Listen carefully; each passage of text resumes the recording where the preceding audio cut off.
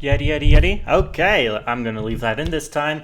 Hello, welcome to Dragon Basket. This is Christian, and I still need to create an intro. Yay! I have an intro from my Firefey Dragon channel. Maybe I'll just use that. Hello, this is Christian of Firefey Dragon, and thank you for joining. Today, I just want to have a little fun going over some characters I had to design for my Survey of Animation class. These are all very simple. I only recently became an artist.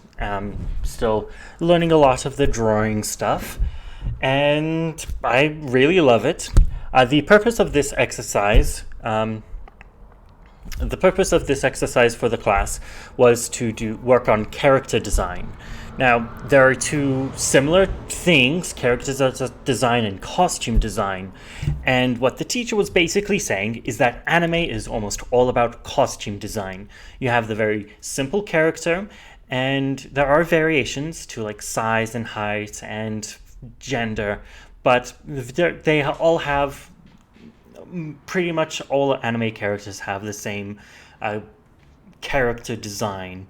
Simple head, simple body, simple legs and arms, only small size and shape differences. In my opinion, One Piece is very much varied in character design. If you take just the crew, they have some characters designed to them. Nami and Robin really just have the classic Oda female sexy style, so they aren't very varied. Luffy is kind of a little more lanky, though. Sanji is pretty normal. Zoro is pretty normal. But Frankie and Brook, they're pretty unique. Chopper is very unique in a character design. And even though they don't have very varied character designs, if you do a good silhouette of them, you could still recognize them. So they still, even the ones who are pretty normal, still kind of have good character design. But take the worst generation, and there are varied character designs on them. Mostly I'm talking about Apu and Capone Gang Beige and Rouge. They're probably the best in the character design. Blackbeard is also a little different. But most animes are all about the costume design. You put clothes and accessories on them, and that's what makes the character sexy or anime or cool. So the purpose of this was character design. I play with the shapes and the build of the character. So I'm going to pull it up. And this is the first one I did. Let's go here. So I'm not looking at Streamlabs anymore, so I hope I stay in frame. I really liked this. This was one of my favorites. In this character design, I really liked the tall and skinny, lanky sort of thing, feel. But what I did was I was trying to do somebody really hunched over, and that wasn't working, and I kind of X'd over that. But my teacher pulled it up, and when I showed him the designs, and he was like, hey, I kind of like this, you could do something with this, and he started drawing a more bird or vulture-like. Vulture is a bird, but started drawing something more like that. And I was like, okay, I can kind of play with that. I still wanted to do a human, but I was thinking, how can I kind of combine them? And so I did add a little costume design, really big sleeves to kind of imitate the wings, and still had long, lanky legs, like birds, small legs, and then very pointed feet to act like talons. And then just the face turned out really well. It's a little eerie or sinister, and I really loved that. I have a couple variants of that. My goal for this design, and I didn't quite reach it, but my goal was to have 4 designs with the original and 3 variants. So this is variant 1, a little less hunched, a little broader shoulders, and still really skinny, and a bit of a different head design with very doggish ears. And then I played with the bird a little bit. And then I wanted to do somebody, and the teacher kind of fixed this, so I'll go right to his fix. I wanted to do something really hunched over, and like his hips were out here and his head over it, but his back was really pulled back. I hope I was in frame. The image might have covered me up.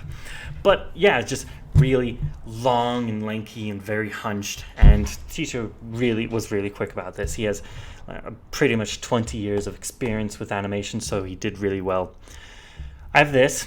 This is character design 2, tall and lanky. I think I like this one a little better.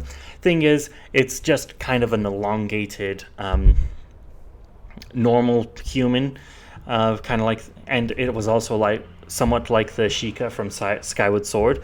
So this wasn't really playing with the character's design as much as he wanted to. I found one of my other projects on my mostly on my 5FA Dragon channel is kind of working out designing a Legend of Zelda game. I found fan art of a Guma, tall beast, and so I just did a couple variants on this. This was the original one I drew, and my teacher fixed it like this. There are good things about this, but this one also looks a lot better. Gets a little bit more of the 3D and clear shapes and stuff. This one's very flat and overlapping and not very clean lines. This one was a little better, still mostly the same. And then we'll go on to the last one, because I try to keep these videos kind of short, because I'm still learning to be interesting. This is just kind of a variant of Groot, basically, some word treant thing. I feel like I've heard the term is actually treant, but I always grew up knowing it as ent and stuff, so I don't know. This is variant 1. Really nice design here, like it a lot. Might be, in a way, I kind of feel like this might be more of a stonework than a woodwork sort of thing.